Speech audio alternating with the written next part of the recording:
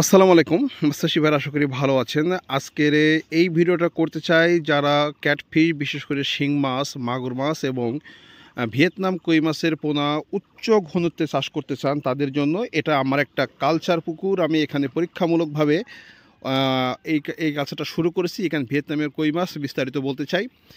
আমার এই ফিশারিজের দৈর্ঘ্য হচ্ছে 180 ফিট এবং প্রস্থ হচ্ছে 18 ফিট। একটা লম্বা ক্যানেল টাইপের ফিশারিজ। এখানে আমি 80,000 পিস ভিয়েতনামের কই মাছ চাষে দিয়েছি আজ থেকে 14 দিন পূর্বে, এবং আমি টোটাল ফিশারিজ উপরে সুন্দর একটা নেটিং করে দিয়েছি। এই কারণে যেহেতু অল্প জায়গায় অধিক ঘনত্বে মাছ চাষ করছি, যেহেতু এখানে পানির অনুপাতে মাছের ডেনসিটি খুব বেশি, এবং সেই জন্য যাতে আপনার কোনো বগ, মাছরাঙা বা কোনো ফাঁকিতে মাছ খেতে না পারে তার জন্য আমি নেটিং করে দিয়েছি। এই নেটিংটা করতে আমার টোটাল উপরে জাল দিয়ে দিয়েছি। এই জালটা করার জন্য আমার টোটাল খরচ হয়েছে মাত্র 1800 টাকা।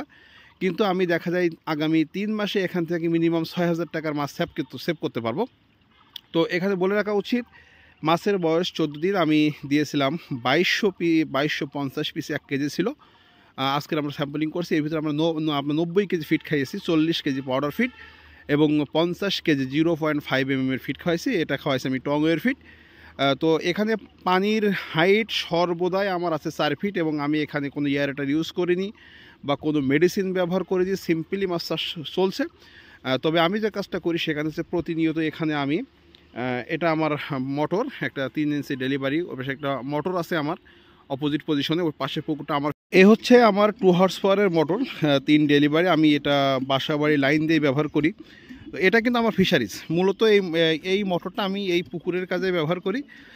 পাশাপাশি আমার এটা হওয়ার কারণেই আমার সুবিধার এখানে হচ্ছে, এখানে কিন্তু বিশেষ করে গুরুত্ব যেটা, সেটা হাই ডেন্সিটিতে মাছ চাষ করতে হলে আপনাকে কিন্তু বাধ্যতামূলকভাবে পানিটা কিন্তু বিশেষ খেয়াল করতে হবে। বিশেষ করে পানির সেন্স এবং পানি দেওয়া দুটোই গুরুত্বপূর্ণ।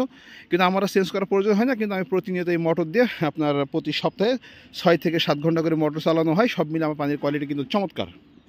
তো এই দেখুন, আমি মোটর স্টার্ট দিয়ে দিলাম, এবং আমি এই জাস্ট এই যে লতা পাইপ বলা হয় বা এই পাইপটার সাহায্যে এখান থেকে পানিটা আমি ট্রান্সফার করে নিয়ে আসছি আমার এই ফিশারিজে। এই যে পানি চলছে, তার কারণে এখান থেকে পানিটা বেরিয়ে যায়, এই জন্য আমার পানি অটোমেটিক্যালি কমে যায়, এবং সেই জন্য আমি এখানে প্রতিদিন 6 ঘন্টা করে পানি দিই।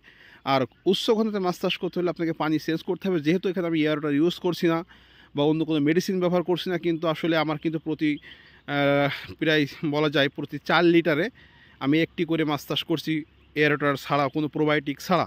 তো আপনারা যারা উচ্চ ঘনত্বে মাছ চাষ করতে চান তাদের জন্য হতে পারে এটা একটা আদর্শ মডেল। এবং এটা 90 দিনের আমার কালচার, টার্গেট 8 থেকে 10 পিস, এবং আমার নিজস্ব পোনা থেকে নিজেই হ্যাচিং করে সেখান থেকে কাটিং করে মাথার মাছ দিয়েছি।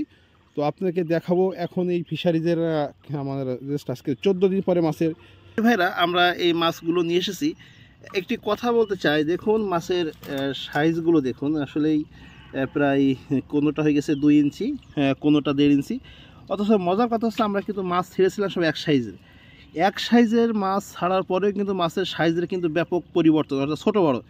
আসলে এই মূল কথাটা হচ্ছে, ভিয়েতনাম কই মাছের চাষের সময় আপনি যদি মনে করুন একই সাইজের মাছ দেন, তারপরে কিন্তু এই সাইজের একটা ভেরিয়েশন আসবেই। এটা কিন্তু আসলেই পোনা বিক্রেতার দোষ বা চাষির দোষ না, এটা হয়, এটা বিশেষ করে কই মাছের ক্ষেত্রে হয়।